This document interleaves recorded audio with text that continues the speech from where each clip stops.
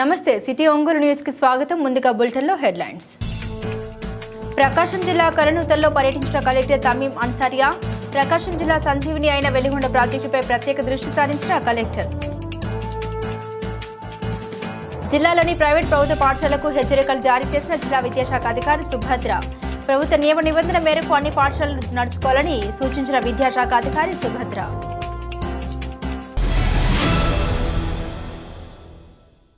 ఇక వివరాల్లోకి వెళ్తే ప్రకాశం జిల్లా కలెక్టర్గా నూతనంగా బాధ్యతలు చేపట్టిన తమీం అన్సారియా జిల్లా అభివృద్ధిలో ముందుకు దూసుకుపోతున్నారు. ఈ నేపథ్యంలో ప్రకాశం జిల్లా సంజీవిని అయిన వెలిగొండ ప్రాజెక్టుపై ప్రత్యేక దృష్టిని సారించారు. వెలిగొండ ప్రాజెక్టు నిర్వాసిత గ్రామమైన కలనూతల్లో పర్యటించిన కలెక్టర్ అక్కడ నీటి సరఫరా స్థితిగతులు, స్థానిక సమస్యలపై ఆరా తీశారు.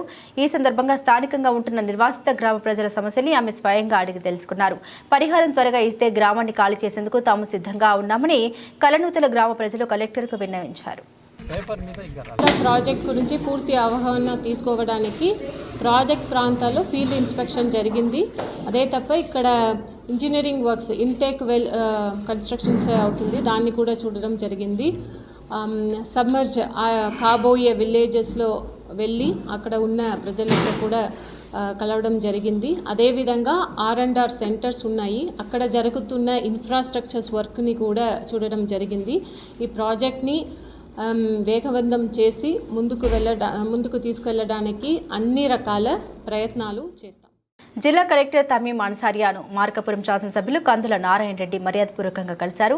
మార్కాపురం పట్టణంలోని సబ్ కలెక్టర్ కార్యాలయంలో జిల్లా కలెక్టర్ తమీం అన్సారియాను కలిసిన ఆయన మార్కాపురం పట్టణ అభివృద్ధిపై కలెక్టర్తో చర్చించారు. నియోజకవర్గంలోని మార్కాపురం పట్టణ, పొదిలి పట్టణ మండలాల్లోని గ్రామాల్లో త్రాగునీటి సమస్య తీవ్రంగా ఉందని, పశువులకు మంచినీరు అందడం లేదని కలెక్టర్కు తెలియజేశారు. గత ప్రభుత్వం వెలుగొండ ప్రాజెక్టును మూలన పడేసిందని, ప్రాజెక్టులో భాగమైన డ్యాములకు కొంత నీటితో నింపే అవకాశం ఉన్నా గత ప్రభుత్వం దాన్ని సద్వినియోగం చేసుకోలేదని, మొదటిగా డ్యాముల్లో కనీసం 5 TMCల నీటిని నింపాలని కలెక్టర్ను కోరారు.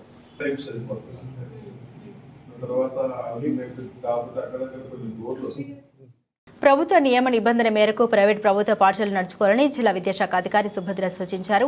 2024-2025 విద్యా సంవత్సరాన్ని ప్రారంభమైన తరుణంలో ఆయా పాఠశాలలు అధిక ఫీజులు వసూలు చేస్తున్నారన్న ఆరోపణలు వెల్లువెత్తిన తరుణంలో జిల్లా విద్యాశాఖ అధికారి ప్రైవేట్ పాఠశాలలకు హెచ్చరికలు జారీ చేశారు. ప్రైవేట్ పాఠశాలలో ఫీజుల నియంత్రణపై చేపట్టాలని, లేని పక్షంలో కఠిన చర్యలు తప్పవని హెచ్చరించారు. వీటితో పాటుగా పాఠశాలల్లో పాఠ్యపుస్తకాలు వంటి వాటి పేరుతో తల్లిదండ్రుల నుండి అధిక మొత్తంలో డబ్బులు వసూలు చేస్తున్నారన్న ఆరోపణలు తమ దృష్టికి వస్తున్నాయని, అటువంటి వాటిపై కఠిన చర్యలు తీసుకుంటామని అన్నారు. పాఠశాలలో టెట్ అర్హత సాధించిన వారు మాత్రమే విద్యార్థులకు బోధన చేసేందుకు అనుమతి ఇవ్వాలని ఆయా పాఠశాల కరెస్పాండెంట్లకు సూచించారు. అనుమతి లేని పాఠశాలలో తల్లిదండ్రులు విద్యార్థులను చేర్చవద్దని విజ్ఞప్తి చేశారు. నిబంధనకు అతిక్రమించి వ్యవహరిస్తే కఠిన చర్యలు తప్పవని ఈ సందర్భంగా ఆమె హెచ్చరించారు. పాఠశాలలో అధిక ఫీజులు వసూలు చేస్తున్నట్లయితే తల్లిదండ్రులు తమ దృష్టికి తీసుకొస్తే ఆయా పాఠశాలపై శాఖపరమైన చర్యలు తీసుకోవడంతో పాటుగా పాఠశాల అనుమతిని రద్దు చేస్తామని ఈ సందర్భంగా DO సుభద్ర మీడియాకు వెల్లడించారు. ప్రకాశం జిల్లాలో మన ప్రభుత్వ పాఠశాలలతో పాటు ప్రైవేట్ యాజమాన్యం వారి ఆధ్వర్యంలో నడుస్తున్నటువంటి స్కూల్స్ యాజమాన్యం వారు మన రాష్ట్ర ప్రభుత్వ నిబంధనలను అనుసరించి మాత్రమే మన స్కూల్స్ రన్నింగ్ చేసుకోవాల్సిన విషయంలో మీకు ఆల్రెడీ చాలాసార్లు ఆల యాజమాన్యానికి తెలియజేస్తూ ఆల్ MEOs అండ్ DOEOs కూడా మనం క్లియర్ ఇన్స్ట్రక్షన్స్ ఇవ్వడం జరిగింది. కానీ నా దృష్టికి మన ప్రకాశం జిల్లాలో అధిక ఫీజులు, అధిక అదర్ దాన్ మెటీరియల్ పర్పస్లో అన్నెసరీగా దానికి అవసరం లేకపోయినప్పటికీ కూడా మనం ఒక రకమైనటువంటి బిజినెస్ పరిస్థితిలోనే ఒక వ్యాపార దృష్టితో మాత్రమే నడుస్తున్నటువంటి యాజమాన్యాలపై మన జిల్లా విద్యాశాఖాధికారికి అనేక రకమైనటువంటి మన విద్యార్థులు, తల్లిదండ్రులు వారి ఆవేదన నా ముందుకి దృష్టికి తీసుకురావడం జరిగింది. మరి ఈ విషయాన్ని అయితే మాత్రం యాజ్ ఎ డిస్ట్రిక్ట్ ఎడ్యుకేషనల్ ఆఫీసర్గా నేను లాస్ట్ క్లోజింగ్ ఇయర్ టైంలో వచ్చినప్పటికీ కూడా నెక్స్ట్ 2024-25 మన విద్యా సంవత్సరము మనం ప్రారంభించే ముందు మీ మేనేజ్మెంట్స్ అంటే అక్కడ ఏమంటే ఎలిమెంటరీ 1 to 5th ఉన్న యాజమాన్యం ఉన్నారు, 1 to 7th ఉన్న వాళ్ళు ఉన్నారు, 1 to 10th ఉన్న వాళ్ళు ఉన్నారు, కార్పొరేట్ స్థాయిలో ఉన్నటువంటి స్కూల్స్ ఇవన్నీ కూడా మన దగ్గర రికార్డెడ్గా నేను ప్రతి ఒక్కటి మండల్ లెవెల్లో, డివిజనల్ లెవెల్లో MEOs మీటింగ్స్ ద్వారా మనం ఇవన్నీ వెరిఫై చేస్తూ మన ఈ వివరాల ప్రకారం చూసినట్టయితే మనకి మీరు మీ దగ్గర చేరిన స్టూడెంట్స్ ప్రతి ఒక్కరికి కూడా ఫీజు వివరాలని మీరు నిర్ణయించుకున్న వివరాలు ఏదైతే ఉన్నాయో last year fee class wise మీరు ఏ ఫీజు స్ట్రక్చర్ మెయింటైన్ చేశారో మరి ఈ సంవత్సరం ఏ స్ట్రక్చర్ మెయింటైన్ చేస్తున్నారు, లాస్ట్ ఇయర్ ఫీజుకి ప్రజెంట్ ఇయర్ ఫీజుకి స్ట్రక్చర్ మెయింటైన్ చేసేటప్పుడు మీరు నిర్ణయించుకున్నటువంటి ఎగ్జిక్యూటివ్ బాడీ నిర్ణయాలతోటి పేరెంట్స్ కమిటీ నిర్ణయాలతోటి ఒక రెజల్యూషన్ పాస్ చేసుకోవాల్సిన అవసరం అయితే ఉంది. మీరు ఫీ స్ట్రక్చర్ నిర్ణయించుకోవడానికి సొంత నిర్ణయం అయితే కాదు. విద్యార్థుల తల్లిదండ్రులతోటి విద్యార్థుల వాళ్ళ ఆర్థిక స్థాయిని దృష్టిలో పెట్టుకుని మనకి క్లాస్ వైజ్ రోల్ ఎన్హాన్స్ కావాలి, మన స్కూల్ రన్నింగ్ చేసుకోవాలి అనే యాజమాన్యం వారు ముందుగా తీసుకోవాల్సినటువంటి ప్రత్యేకమైనటువంటి దృష్టి పిల్లల విద్యార్థుల మీద మీరు చాలా సానుకూలత చూపించాల్సిన బాధ్యత ప్రతి ఒక్క యాజమాన్యానికి ఉందనే విషయం తెలియజేస్తూ, ప్రతి విద్యార్థి కూడా మీ ముందు మీ స్కూల్లో హ్యాపీగా చదువుకోగలడు అనుకుంటే పిల్లవాడి చదువుని దృష్టిలో పెట్టుకుని తల్లిదండ్రులకి ఆర్థిక భారం మొయ్యలేకపోయినప్పటికీ కూడా పిల్లల భవిష్యత్తు ఎంతో ఆనందకరంగా ఊహిస్తూ మీ యాజమాన్యం వారి సూచనలు సలహాలు పాటిస్తూ మీ క్లాసెస్లో మీ స్కూల్స్లో అడ్మిషన్స్ పెరగడానికి కారకులైనప్పుడు మీరు ముందుగా చూడవలసిన బాధ్యత ఏంటి అంటే ఒక ఎలిమెంటరీ స్కూల్ నుంచి కూడా ఎల్కేజీ యూకేజీ అని మీరు ఫీడ్ తీసుకుంటున్నారు. ఆ ఫీడింగ్ అనేది ఎల్కేజీ యూకేజీ అసలు పర్మిషన్స్ అనేది లేకుండానే మీరు మన జీవో 1 ప్రకారం 1 to 10th మాత్రమే మనం విద్యాశాఖ తరఫున మనం నడిపిస్తున్నాం. ఈ విషయాన్ని ఒక్కసారి మీరు వెరిఫై చేసుకోవాల్సి వస్తే మనము విద్యాశాఖ నుండి క్లియర్ ఇన్స్ట్రక్షన్స్ ఇవ్వడం జరిగింది. ఎక్కడ 1 to 10th మీరు మనకిచ్చినటువంటి ప్రభుత్వ నిబంధనల ప్రకారముగా మనకి స్టేట్ సిలబస్ బుక్స్ మాత్రమే మీరు యూజ్ చేయాలి. State syllabus books, state syllabus academic calendar, state syllabus ప్రకారంగా టెట్ పాస్ అయినటువంటి టీచర్స్ మాత్రమే మీకు మన అకాడమిక్ క్యాలెండర్లో ఇచ్చినటువంటి షెడ్యూల్ మాత్రమే పాటించాలి. మీరు ఈ రికగ్నేషన్ పొందినప్పుడు నిబంధనలు ఏవైతే ఉన్నాయో ఆ నిబంధనలు డీవియేట్ అవడానికి ఎటువంటి పరిస్థితుల్లోనూ అర్హత లేదు. ఆల్ యాజమాన్యం వారికి జిల్లా విద్యాశాఖ అధికారిగా ఇది నేను ఆల్రెడీ 2-3 సార్లు మీకు మన వాయిస్ ఇవ్వడము, ఎంఈఓలు డివైఓల ద్వారా తెలియజేయడము, కమిటీలు పంపించడము, మీ రిపోర్ట్లన్నీ అప్పటికప్పుడు అప్డేట్ చేసుకుంటూ రావడము ఇన్ని జరుగుతూ ఉన్నా సరే మీ నుండి స్పందన లేదు సరికదా. విద్యార్థులు మాత్రం అధిక భారం అంటే బుక్స్ దగ్గర నుంచి, యూనిఫామ్ దగ్గర నుండి, నోట్బుక్స్ దగ్గర నుండి, స్కూల్ బ్యాగ్స్ దగ్గర నుండి, బస్సెస్ రాను పోను ఛార్జెస్ దగ్గర నుండి, లేదు మీకు స్కూల్ ప్లే గ్రౌండ్ ఉందా లేదా అనేది పక్కన పెట్టి ప్లే గ్రౌండ్ విషయాల్లో కూడా మీరు పిల్లలకి ఆటల పేరు చెప్పి అదనంగా ఫీజులు వసూలు చేయడంలో కానివ్వండి, ఏది ఏమైనా సరే ఒక ఫీ స్ట్రక్చర్ పక్కన పెట్టి అది కాకుండా అంతకు మించి ఫీజుతో సమానంగానే అదనంగా కూడా మీరు లక్షల రూపాయలు మీ నుండి వసూలు చేయబడుతున్న వాస్తవాలను అయితే మీ ముందుకి నేను రికార్డెడ్గా చూపించగలను. ఈ విషయం చాలా సీరియస్గా చెప్తున్నాను. నేను చెప్పేది విద్యాశాఖ మన స్టేట్ సిలబస్ మన అధికారులు ఇచ్చినటువంటి సూచనల్ని పాటిస్తూ మీకు ఇన్స్ట్రక్షన్స్ ఇవ్వడం జరుగుతుంది. ఇవి టీంకి ఇచ్చినటువంటి విషయాల్లోనే అన్ని పాయింట్స్ పంపించాము. గుర్తింపు లేని పాఠశాలల్లో విద్యార్థులు జాయిన్ చేయడానికి వీలుగా లేకుండా ముందుగానే తల్లిదండ్రులని శ్రద్ధ బాధ్యత వహించమని తెలియజేశాము. కానీ మీ నుండి ఒకవేళ గుర్తింపు లేని పాఠశాలలు అని వాళ్ళు ఒకవేళ పొరపాటున జాయిన్ చేసినా కూడా మీకు గుర్తింపు లేనప్పుడు అడ్మిషన్ చేయడానికి మీకు రైట్ లేదు. గుర్తింపు లేని పాఠశాల వివరాలు సచివాలయం దగ్గర, ఎంపీడీఓ దగ్గర, మన ఎంఈఓ ఆఫీసుల దగ్గర మీరు దాన్ని డిస్ప్లే చేయాలని కూడా తెలియజేసి ఉన్నాం. ఇవన్నీ నిబంధనలు, ఈరోజు కొత్తగా చెప్తున్నటువంటి నిబంధనలు ఏమీ కాదు. మనకి ఆల్ ప్రైవేట్ స్కూల్స్ యాజమాన్యం వారు కేవలము మనకి స్టేట్ గవర్నమెంట్ ఇచ్చినటువంటి నిబంధనల్ని మీరు పాటించాల్సిన బాధ్యతతో మాత్రమే మీరు విద్యా సంవత్సరం హ్యాపీగా రన్ చేసుకోవాల్సిందిగా కోరుతున్నాను. ముండ్లమూరు మండలం శంకరాపురంలో ఇటీవల రాజకీయ వివాదం తలెత్తింది. ఓ పార్టీలోని 2 వర్గాలు పరస్పరం దాడులు చేసుకున్నాయి. ఈ ఘటనలో 3 యువకులు తీవ్రంగా గాయపడ్డారు. మరో వర్గానికి చెందిన వారిపై హత్యాయత్నం కేసు నమోదైంది. ఈ పరిస్థితులతో ఆ గ్రామంలో ఉద్రిక్త వాతావరణం నెలకొంది. దీంతో పోలీసు పికెట్ ఏర్పాటు చేశారు. అక్కడ విధులకు ఏఎస్ఐ వెంకటేశ్వరను అధికారులు కేటాయించారు. విధి నిర్వహణ విస్మరించిన ఆయన గ్రామ శివార్లోకి వెళ్లి మందుబాబులతో కలిసి సందడి చేశారు. ఈ దృశ్యాలను కొందరు చిత్రీకరించారు. విషయం ఉన్నతాధికారుల దృష్టికి వెళ్లడంతో ఏఎస్ఐను వేకెన్సీ రిజర్వ్ వీఆర్కు పంపుతూ జిల్లా ఎస్పీ గరుడు సునీల్ ఉత్తర్వులు జారీ చేశారు. తదుపరి చర్యల నిమిత్తం ఐజీ కార్యాలయానికి నివేదిక సైతం పంపినట్టు తెలిసింది.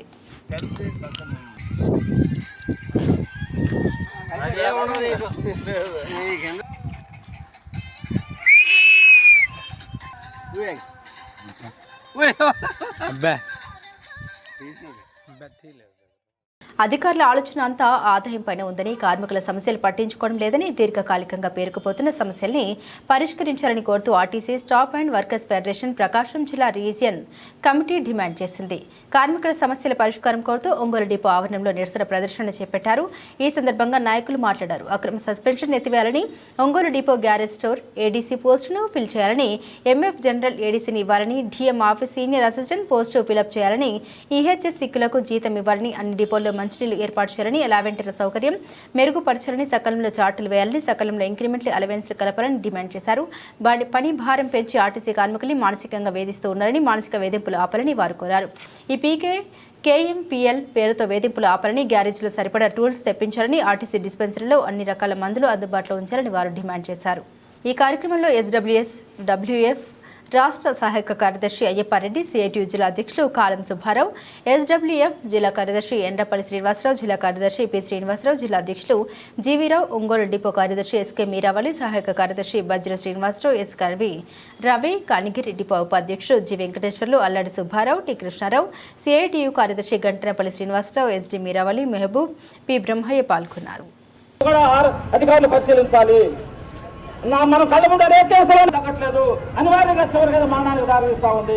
ఆర్టీసీల అకాల మరణాలు 2 నెలల కాలంలో 42 మంది చనిపోయారు ఆర్టీసీలు. నేను ఒంగోలుకి మధ్యగా ప్రకాశం జిల్లాలో ఆర్ఎం గారు అమలు చేయాలని, మీరు అమలు చేస్తూ మిగిలిన పోయినది కూడా దీన్ని అమలు చేయండి పద్ధతిలో. జిల్లాలో సమస్యల మీద స్థానిక డిపిటిఓ కార్యాలయం వద్ద ధర్నా కార్యక్రమం చేపట్టాం. ఈ ధర్నా కార్యక్రమం ప్రధాన ఉద్దేశం ఏంటంటే, ప్రధానంగా ఏ జిల్లాలో లేని విధంగా ఇక్కడ 1/219 సర్క్యులర్ని వైలేట్ చేసి చిన్న చిన్న వాటికి కూడా ఈ జిల్లాలో ఉన్న వివిధ డిపోలు ఉన్న అధికారులు పనిష్మెంట్ ఇస్తున్నారు. ఇది చాలా దుర్మార్గం చర్య అని వెంటనే 1/219 సర్క్యులర్ను విధిగా అమలు చేయాలని ప్రధానంగా డిమాండ్ చేస్తూ ఉన్నాం.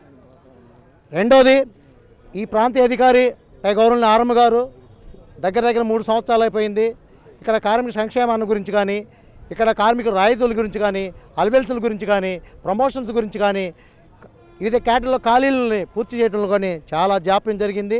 దీనివల్ల 35-36 సంవత్సరాల సర్వీస్ ఉన్న కండక్టర్ డ్రైవర్లు కూడా ప్రమోషన్లు కోల్పోయి చాలా ఇబ్బందులు పడుతున్నారు. ఇలాంటి సంక్షేమం ఆర్ఎం గారు పట్టించుకోవట్లేదు. వెంటనే బేషరతుగా వివిధ కేటగిరీలోని ఖాళీలను పూర్తి చేయాలని, అదేవిధంగా ప్రమోషన్స్ ఇవ్వాలని మేము ప్రధానంగా డిమాండ్ చేస్తూ ఉన్నాం. రెండోది, గతంలో 219 సర్కిల్ వచ్చిన సందర్భంగా కార్మికులకు కొంచెం పనిష్మెంట్లో ఉపశమనం వచ్చింది. ఇప్పుడు ఆ ఉపశమనాన్ని తొంగలో తొక్కేసి గతంలో ఇచ్చిన షార్ట్ షీట్లకు ఓపెన్ చేసి మరలా పనిష్మెంట్ ఇస్తున్నాడు. ఇలాంటి దుర్మార్గ చర్యలు మానుకోవాలని ప్రధానంగా మేము డిమాండ్ చేస్తూ ఉన్నాం. రెండోది, ఈ జిల్లాలోనే ఏఎస్ ఇంక్రిమెంట్ అంటారు, ఆటోమేటిక్ అడ్వాన్స్ స్కీమ్ అంటారు. అది ఏడీసీలకి వాళ్ళ యొక్క సర్వీస్ కంప్లీట్ కాగానే రిప్రజెంటేషన్ చేయకుండానే కలవాలి. అలాంటి ఇంక్రిమెంట్లు కూడా కలవట్లేదు. గతంలో 2017 అరియర్స్ కొంతమందికి ఇచ్చారు, ఇంకా ఇవ్వలేదు. అదేవిధంగా మా ఎస్బీటీ డబ్బులు మేము కూడబెట్టుకున్న డబ్బులు కూడా కొంతమందికి రాలేదు. ఇలాంటి రావాల్సిన భాగ్యాలు కానీ వెంటనే చెల్లించాలని ప్రధానంగా డిమాండ్ చేస్తూ ఉన్నాం. ఫెడరేషన్ ఆధ్వర్యంలో మొత్తం ప్రకాశం రీజియన్లోని డిపో సమస్యల మీద ధర్నా చేపట్టడం జరిగింది. ప్రధానంగా ధర్నా సమస్యలు ఉద్యోగుల కార్మికుల సమస్యలు మేనేజ్మెంట్ పరిష్కారం చేయట్లేదని చాలా స్పష్టంగా కనబడతా ఉంది. ఇక్కడ గ్యారేజీలో పనిచేస్తున్నటువంటి, కాంప్లెక్స్లో పనిచేస్తున్నటువంటి, అలాగే ఎంక్వైరీలో పనిచేస్తున్నటువంటి, కార్గోలో పనిచేస్తున్నటువంటి కాంట్రాక్ట్ అవుట్సోర్సింగ్ ఉద్యోగులకి సంవత్సరాల తరబడి జీతాలు ఇవ్వని పరిస్థితి ఈరోజు డిపోలో కనపడతా ఉంది. అయితే ఇక్కడ మేనేజ్మెంట్ కానీ లేకపోతే ఆర్ఎం కానీ ఏ ఒక్క డ్రైవర్ కానీ కండక్టర్ కానీ చిన్న తప్పు చేసినా కూడా రిమూవ్ చేసేటువంటి పరిస్థితికి వస్తూ ఉంది. మరి అలాంటప్పుడు మీ డిఎంఎల్ని ఆర్ఎంఎల్ని ఎందుకు రిమూవ్ చేయకూడదని చెప్పి నేను ప్రశ్నిస్తూ ఉన్నాను. ఇలా ఆర్టీసీ డిపోల్లో ఉన్నటువంటి కంపు కొట్టిపోతా ఉంది. ఎక్కడ చూసినా కూడా బాత్రూమ్లు కానీ లేకపోతే లెటర్స్ కానీ ఇవన్నీ కూడా కంపు కొట్టిపోతా ఉన్నాయి. వీటన్నిటి మీద జాగ్రత్తలు లేకుండా, ఏమి లేకుండా ఏ చిన్న తప్పు జరిగినా కూడా డ్రైవర్ మీద కండక్టర్ మీద చర్యలు తీసుకోవడం కరెక్ట్ కాదు. ఇది సిఐటిగా తీవ్రంగా ఖండిస్తూ ఉన్నాం. రాబోయే రోజుల్లో ఈ ఆర్టీసీ డిపోలు మొత్తం రాష్ట్ర వ్యాప్తంగా ఈ ఆర్టీసీ సమస్య మీద సమస్యల పరిష్కారం చేయాలని చెప్పి పెద్ద ఎత్తున ఉద్యమించడానికి సిఐటి పనిచేస్తుంది. అలాగే స్టాఫ్ అండ్ వర్కర్స్ ఫెడరేషన్ పోరాటాల్లో కూడా సిఐటి పాల్గొంటుందని చెప్పి తెలియజేస్తాం. ప్రకాశం రీజియన్లో ఉన్న ఆర్టీసీ కార్మికులు ఎదుర్కొన్న సమస్యలను పరిష్కారం చేయాలని ఈరోజు ధర్నా చేస్తున్నాం. ప్రధానంగా మంచినీటి సౌకర్యం కల్పించాలి, పరిశుభ్రం ల్యాబొరేటరీ సౌకర్యం కల్పించాలి. ఆర్టీసీ స్థలాలని ఏ ప్రభుత్వం అధికారులు ఉంటే వాళ్ళు రకరకాల పేర్లతో వారిని వాళ్ళు హ్యాండ్ ఓవర్ చేసుకోవడం జరుగుతుంది. కబ్జా అని మేము అనం, అయితే ఆవాడుగు భాష కబ్జానే. నామినల్ లీజ్ తీసుకుంటున్నారు, ఆ స్థలాలని తీసుకుంటున్నారు. ఇప్పుడు వచ్చిన ప్రభుత్వం ఆర్టీసీ అధికారులకి ఏమైనా ఆదేశాలు ఇవ్వాలంటే గతంలో ఇప్పుడున్న స్థలాలను కాపాడుకోవాలి. గతంలో ఎవరికైతే దీర్ఘకాలిక లీజుకి ఇచ్చిన స్థలాలను మొత్తం ఆర్టీసీ హ్యాండ్ ఓవర్ చేసుకొని ఆ స్థలాన్ని ఆర్టీసీ అభివృద్ధికి అంటే ఎక్స్టెన్షన్కి దీన్ని ఉపయోగించాలని ఎస్టాబ్లిష్ డిమాండ్ చేస్తా ఉన్నాం. అట్లాగే సిబ్బంది రిటైర్డ్ అయిపోతూ ఉన్నారు. ఈ డిపోలో ఈ నెల 7 రిటైర్ అయ్యాడు. అట్లాగే రాష్ట్ర వ్యాప్తంగా 346 మంది రిటైర్డ్ అయ్యారు. 3 నెలల నుంచి దాదాపు 2000 మంది రిటైర్ అయ్యారు. ఈ పని భారం అంతా మిగిలిన వాళ్ళ మీద పడుతూ ఉంది. కాబట్టి వెంటనే రిక్రూట్మెంట్ చేయాలి. మహిళలకు ఉచిత ప్రయాణం కల్పించాలని ప్రభుత్వం ప్రకటించాలి. దాని సరిపడ బస్సుల్ని స్టాఫ్ని రిక్రూట్ చేయాలని మేము కోరుతా ఉన్నాం. ఆర్టీసీలో పనిచేసే కంట్రోల్కి సెన్సిటైజేషన్ అని ఒక లిస్టు పెట్టారు. అది విచిత్రంగా దాంట్లో ఏంటంటే మీరు డ్యూటీగా డ్రైవర్గా ఆరోగ్యంగా ఉన్నారా, అక్కడ కంట్రోల్గా ఆయన డాక్టర్ కాదా అని తెలియదు, ఆరోగ్యం టిక్కి పెడతాడు. ఏమన్నా జరిగింది ఎవరు? అది అర్ధరహితమైన రిజిస్టర్ కాబట్టి దాన్ని రద్దు చేయాలని డిమాండ్ చేస్తా ఉన్నాం. అప్పీల్స్ పరిష్కారం చేయాలి. సస్పెన్షన్ అనే మాట ఆర్టీసీలో వినపడకూడదు.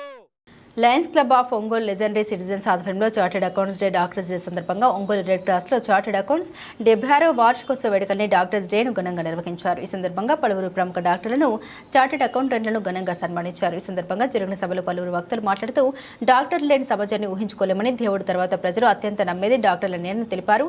డాక్టర్ వృత్తి దైవంతో సమానమని, అలాంటి వ్యక్తుల్ని సన్మానించుకోవడం నిజంగా గర్వకారణమని తెలిపారు. ప్రతి ఏడాది క్రమం తప్పకుండా lions club of Ongole legendary citizens ఆధ్వర్యంలో డాక్టర్స్ డే నిర్వహించుకోవడం అభినందనీయమని పేర్కొన్నారు. ఈ కార్యక్రమంలో red cross chairman Montessori Prakash Babu, chairman Perakam Srimannarayana, secretary Duddu Sowjanya, chairman Chunduri Prem, treasurer K Kishore, సికాస chairman Chaitanya, senior accountants Ranganayakulu Kurapati Subbarao, doctor Bala Vijay Kumar, Ram Prasad, Jaganmohan, lions club of Ongole legendary citizens chairman Adapala Ayyanna, secretary Somaiah, treasurer Charan Teja, Adusumilli Venkatrao, Mangalagiri Narasimharao తదితరులు పాల్గొన్నారు. సభ అనంతరం doctor Chandrasekhar, doctor Subrahmanyeswari, doctor Ravitejareddy, doctor Hanumantharao, doctor Srinivasarao, doctor Venu senior chartered అకౌంటెంట్లను ఘనంగా సత్కరించారు. ఈ కార్యక్రమంలో ముందుగా రెడ్ క్రాస్ ఆవరణంలో మొక్కలు నాటారు.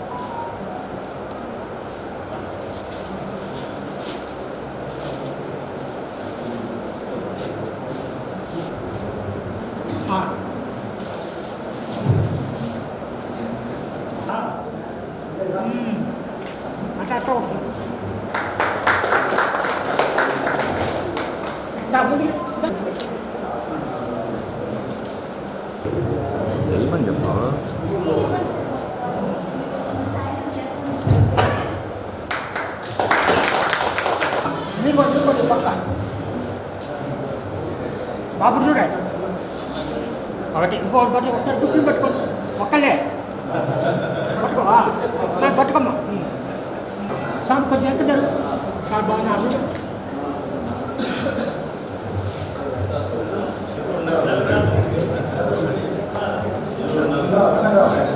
కొంచెం ఎంత జరగమ్మా వస్తుంది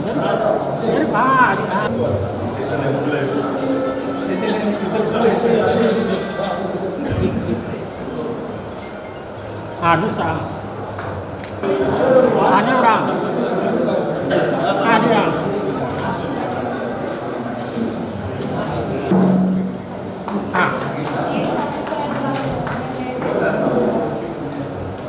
గిఫ్ట్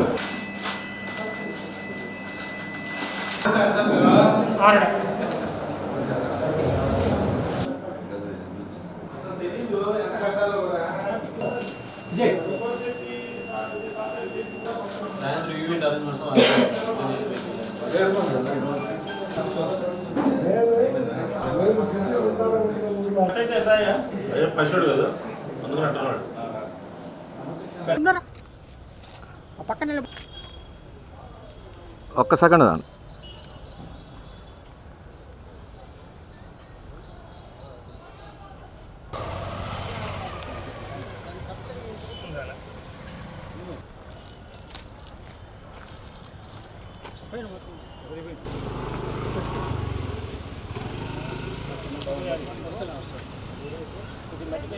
మీరు కూడా ఒకసారి నిలబడ్డ సార్ బాబు దగ్గర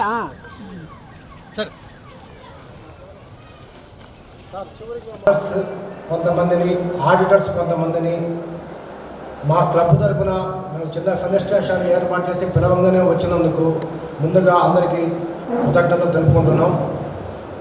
ఈరోజు సమాజంలో డాక్టర్స్ సర్వీస్ చేయడానికి ఎంత ముఖ్యమో ఆడిటర్స్ లేని సమాజాన్ని కూడా ఊహించుకోవడానికి లేదు.